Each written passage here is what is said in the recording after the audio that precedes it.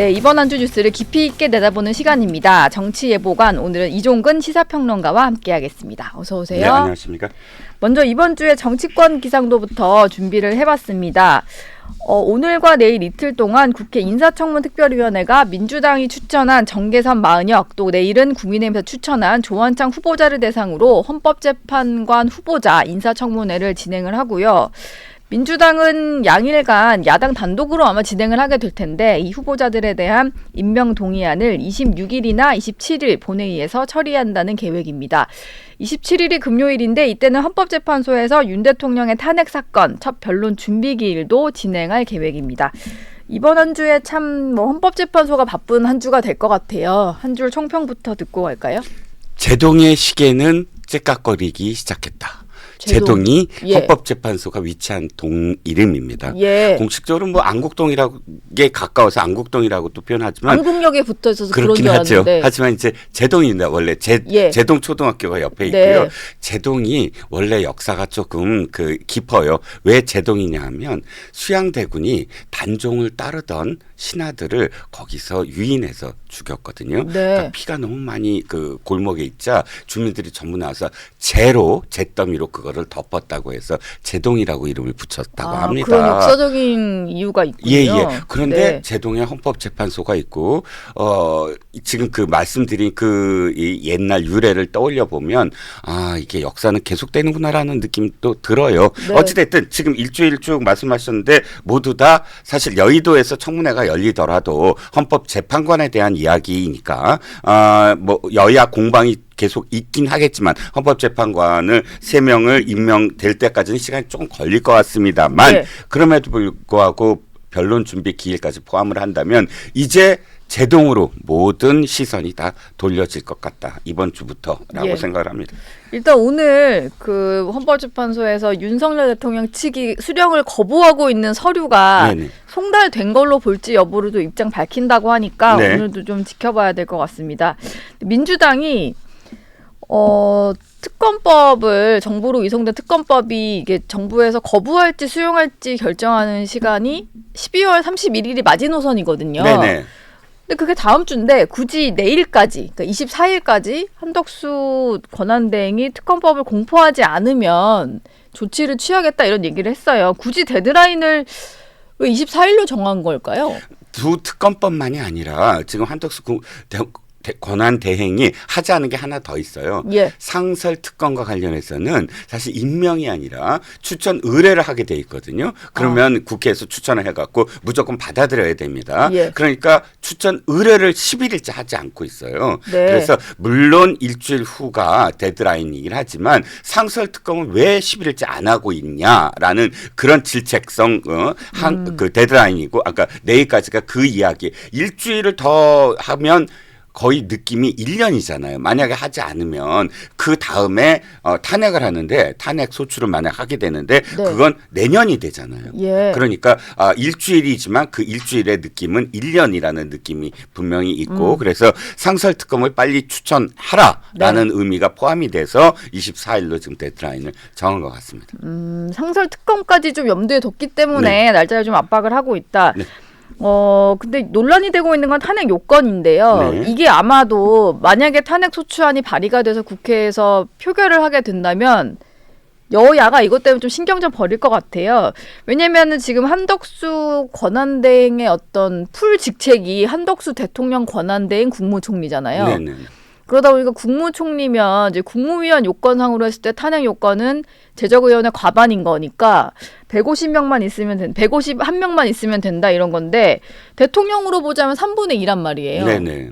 그래서 대통령 권한대행의 탄핵 요건은 3분의 2인 거냐 아니면 과반인 거냐 뭐 이런 논란인 것 같은데 뭐가 좀 더 타당해 보이세요? 일단 타당한 것보다는 지금의 그 논란이 가지 않은 길이거든요. 한 번도 권한대행까지 탄핵 소추를 염두에 두지 않았기 때문에 87년도에 당시에 국회는 헌법재판소법을 만들 때 그러므로 현재 이 상황이 가지 않은 길이기 때문에 중요한 건 공방이 계속 벌어지겠죠.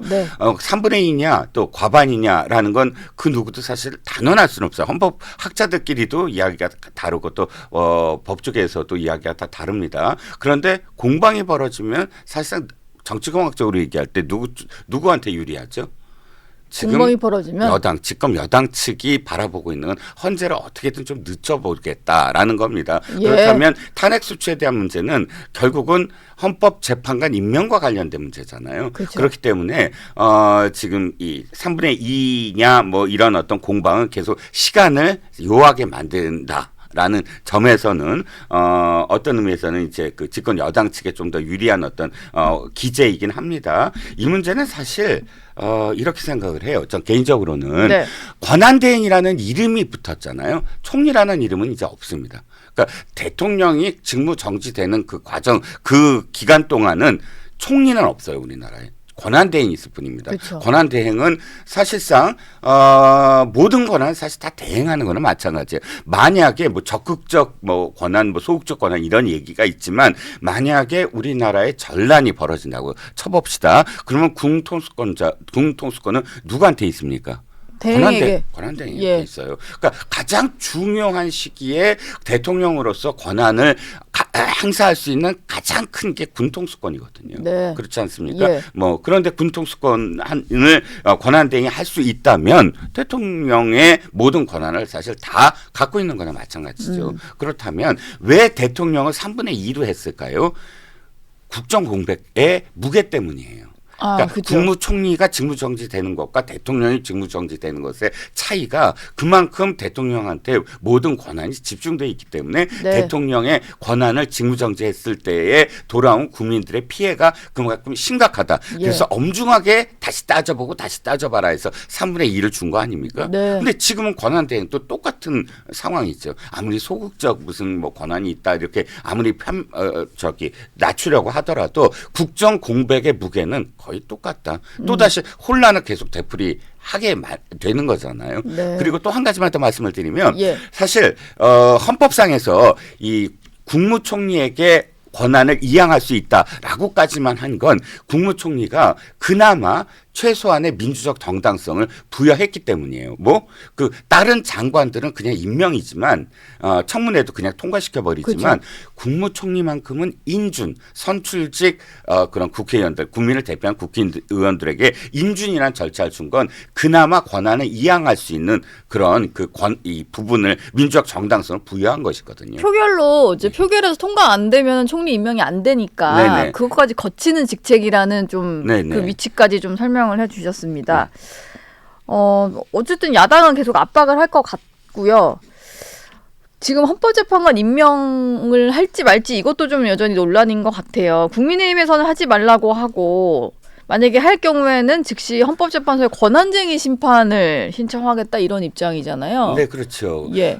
이것도 사실 이제 논란이 계속 될 거예요. 왜냐하면 이것 역시 헌법에 명기되어 있지 않고 해석의 부분이거든요. 예. 양쪽 다 저는 타당한 것 같아요. 양쪽 다 뭐냐면 여야 양쪽 주장이 다. 양쪽 주장 다. 예를 들어서 황교안 권한대행이 지금 돌아보면 굉장히 원칙적이었어요. 예. 그러니까 왜 가지 않은 길은 선례를 따라야 되잖아요. 그렇죠. 근데 당시 황교안 권한대행이 원칙이 어떤 원칙? 그러니까 직무정지와 권위는 다르다. 당시에도 연달아서 2명의 헌법재판관이 퇴임을 해요. 네. 뭐 박승철 헌법재판관부터 시작을 해, 재판소장부터 시작을 해서 그런데 황교안 권한대행은 그때 민주당 편을 들었어요. 처음에 민주당 쪽 얘기를 민주당은 하면 안 된다.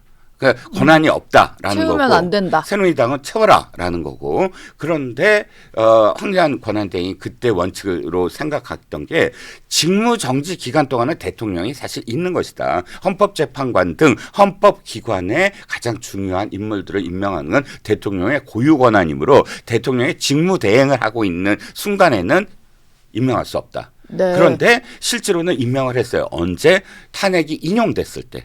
박근혜 그러니까 대통령이 파면된 이후에. 예. 파면된 순간부터는 직무정지가 아니라 권위. 헌법상에서의 권위라는 상황에서 그렇죠. 대통령은 없어진 상태니까. 네. 모든 권한을 내가 다 그러니까 권한대행이 다 할 수 있다. 그 순간부터는 예. 그래서 거리된 시점에 이제 임명을 하거든요. 그러니까 그 점을 그대로 갖고 온다면 현재는 임명할 수 없다가 되는데 이쪽 그러니까 민주당 쪽 주장은 이거죠.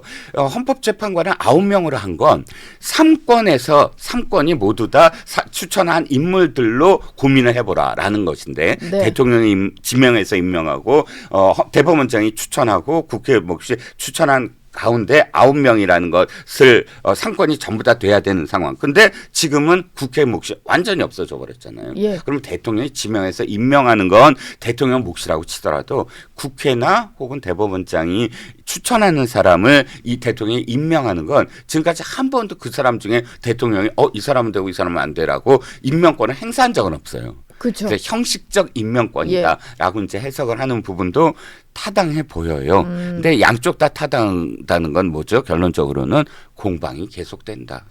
공방이 계속될 거다. 예, 왜냐하면 해석의 부분이지 누가 이걸 딱 결정할 수 있는 부분이 아니기 때문에 네. 계속 공방이 이어지면서 집권 여당 측으로서는 본의 아니게 이 부분도 사실은 유리한 국면으로 시간을 계속 끌 시간을 경우에 계속 가질 수 있다라는 이게 겁니다. 국무위원이 계속 탄핵이 돼가지고 만약에 다음 순번인 최상목 부총리로 내려갔다가 또 탄핵이 돼서 이주호 부총리로 내려갔다가 뭐 이런 일이 있어서는 안 되겠지만 안 되죠. 뭐 우리 영화 드라마잖아요.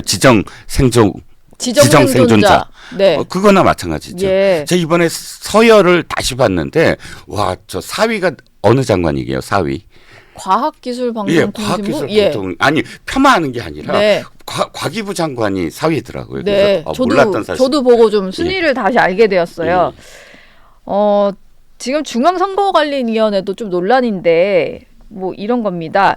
현수막 문구에 있어서 이건 되고 저건 안 되고라고 했던 거가 좀 국민 여론적으로 봤을 때도 저게 맞나 싶은 게 있어가지고 국민의힘 의원을 내란 공범으로 표현한 지역구 현수막은 게시할 수 있다라고 허용을 해줬고 또 민주당 이재명 대표를 비판하는 이재명은 안 됩니다라는 현수막 게시는 불허를 했다고 해요. 이게 특정인의 어떤 낙선을 목적으로 한 문구로 해석이 돼서 그렇다고 하는데 지금 뭐 조기 대선이 확정된 것도 아닌 상황에서 굳이 이재명은 안 됩니다라는 문구를 불가하다고 하다 보니까 이게 좀 논란인 것 같아요. 그렇죠.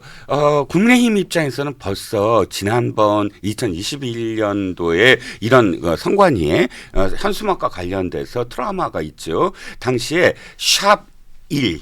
네. 샵 1 해갖고 1번 찍어라 하는 민주당 쪽 현수막 게시판은 샵 1은 민주당이라고 볼 수 없다라는 의미로 그냥 받아들여졌거든요. 근데 국민의힘 측에서 내로남불이라고 쓴 건 민주당을 상징시킨다 해서 불허를 했어요. 예. 1번은 민주당을 상징할 수 없다는데 내로남불은 상징할 수 있다. 이렇게 예. 해석을 해서. 그건 오히려 돌려가기 느낌인데요. 내로남불 정당이다 이거에 선관위도 인정한. 그래서 예. 어찌됐든 네. 그건 그때도 이제 그때부터 트라우마가 있는데 예. 이번도 마찬가지예요. 저는 이제 그 해석의 부분에서 그러니까 공정하고 중립적이고 독립적이어야 된다가 선관위의 3대 이 원칙이잖아요. 그런데 이번에 둘이 이거예요. 정현욱 의원이 부산의 정현욱 의원에게 정현욱은 내란 공범이다라는 게시판이 붙었어요. 예. 그러니까 자신이 이제 그래도 이제면 안 된다라는 현수막을 했는데. 안 되려면 둘 다 안 되고 되려면 둘 다 돼야 된다라는 게 제가 생각이에요. 예. 그런데 보면 이렇게 해석을 하더군요. 총선은 아직 멀었다.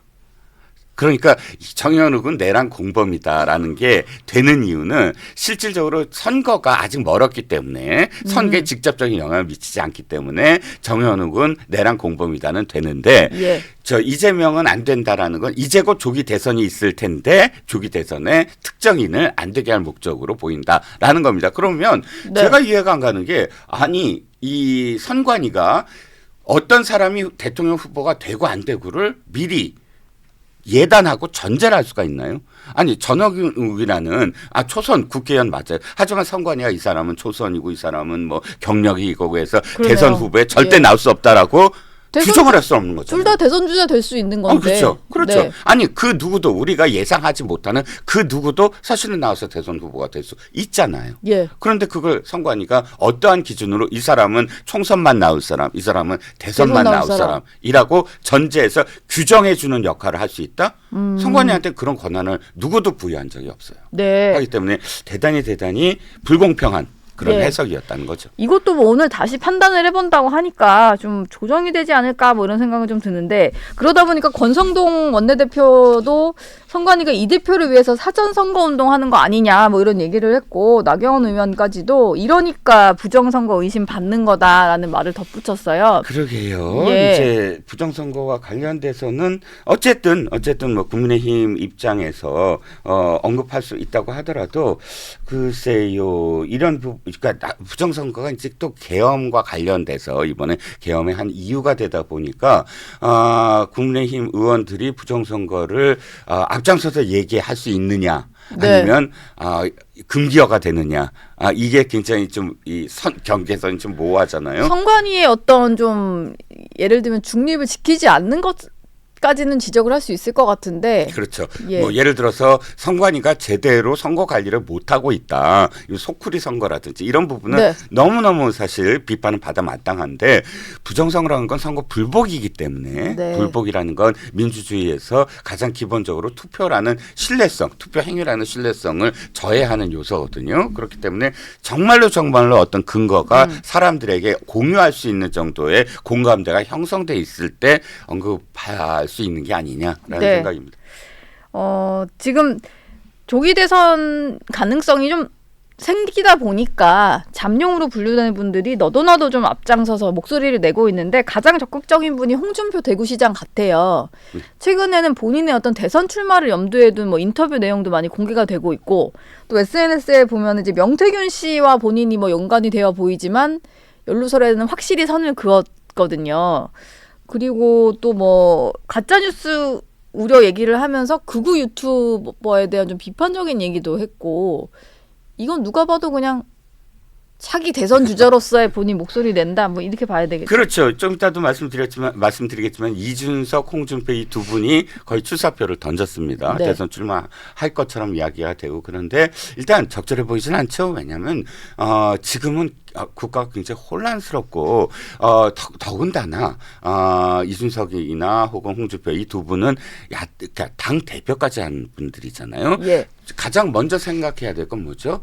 국정의 혼란을 한 정당의 대표까지 한 사람으로서는 책임을 같이 져야 된다. 지려면 그래갖고 이것을 어떤 방법으로 어떻게 안정화시켜야 된다라는 이야기부터, 그런 방안부터 이야기하는 게 순서가 아니냐. 지금은 그것부터 이야기돼야 된다. 그리고 네. 아까 뭐 선관위 얘기도 했지만 저도 계엄은 잘못됐다고 생각을 합니다. 그런데 그걸 전제로 해서 말씀을 드리면, 그럼에도 불구하고 일단 헌재와 그다음에 수사는 과정이잖아요. 국민들은 지금 굉장히 불안해하고 있고, 네. 그런데 나의 어떤 정파적 이익 또는 나의 정치적 이익을 도모하는 것처럼 보이면 사실상 당대표를 했던 사람의 태도는 아니다. 지금은 누가 보더라도 이 표현들이 모두 다 포지셔닝, 즉 나는 이제 그 극우하고는 좀 거리를 두면서도 20대 남자들한테는 어떤 소구를 하고 하는 식의 어떤 자기의 지지층의 내 편 만들기를 하고 있다라고 여겨져서 네. 적절해 보이지 않는 표현이라고 생각을 해요. 지금 상황에서는 좀 적절하지 않아 보인다.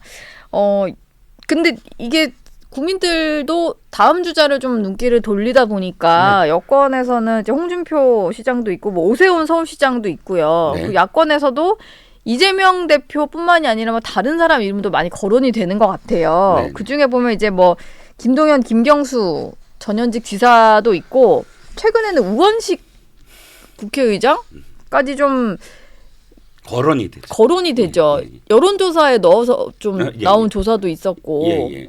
워낙에 지금 이 차기 대권 주자 선호도 뭐 이런 지지도 이런 걸 보면 네. 여권은 많은데, 여권은 굉장히 뭐 좀 많이 뭐 이렇게 지지율이 높진 않아도 많은데 야권은 많지 않아요. 그게 너무 이재명 대표 예, 예. 일극 체제가 굳어져서 그런 그렇죠. 건가요? 워낙에 지난번 그 공천과 관련돼서 자신과 라이벌이 될 수 있는 사람들이 모두 다 공천을 탈락한 바람에 메신저 역할, 그러니까 마이크가 잘 주어지지 않잖아요. 그만큼 사람들한테 알려지는 그런 기회가 적어지고, 그러다 보니까 이제 이재명 대표 혼자 앞서 있는데, 오세훈, 홍준표 이 두 분은 사실 자신의 의지와 별개로 예.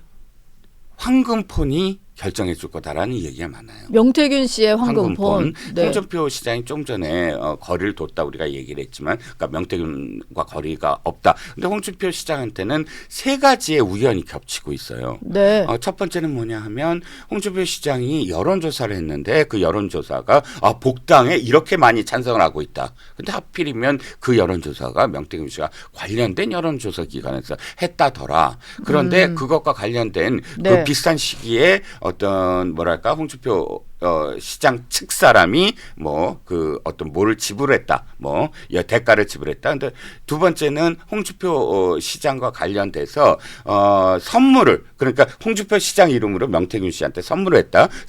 명태균 씨가 얘기했잖아요. 나 홍 시장한테 선물 받았어라고 얘기했는데 홍 시장이 이렇게 얘기하죠. 서울 본부장이 준 것이다. 내가 준 게 아니다. 네. 내 이름으로 갖다도 본부장이 자기가 알아서 했다. 예. 이렇게 얘기를 하고, 뭐 이런 것들이 전부 다 측근이 했다라고는 하지만 명부가 하나 더 있다. 세 번째가 명부예요. 당원 그러니까 명부. 당원 명부도 홍준표 시장 측에서 갔는데 홍준표 시장이 거리를 두잖아요. 내가 관련된 사람인 건 맞으나 그 사람이 알아서 한 거지 나랑 관련 없다. 네. 이 세 가지가 의미하는 건 뭐냐면 홍준표 시장과 연관되어 있다라고 사람들은 추정할 수밖에 없어요. 아무리 측근이라고 거리를 두더라도. 예. 그러니까 홍 시장이 지금 이렇게 먼저 치고 나온 게 도리어 대권 주자로서 자리 잡고 있으면 그러니까 수사라든지 이런 것들에 어느 정도는 수사가 제약을 받을 수 있지 않느냐. 네. 그런 계산 때문이다라는 비판도 있는 거죠.